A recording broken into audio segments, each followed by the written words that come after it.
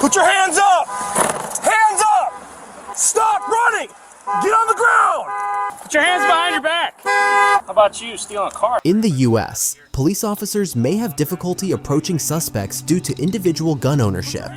As a result, they cannot know whether the suspect is armed or not. They have to protect themselves. As is well known, there are many murders and assaults in the US. While performing their duties, police officers may engage in dangerous behavior that could have serious consequences for suspects. Since the advent of bodycam culture, we have witnessed numerous incidents where suspects suddenly attacked police officers.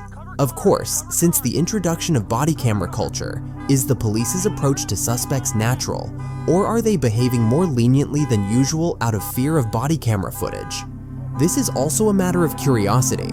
Body camera culture has at least curbed the actions of corrupt police officers. This is a good thing. However, as is well known, thanks to unions that act as a protective factor for police officers, they often manage to avoid punishment in most cases.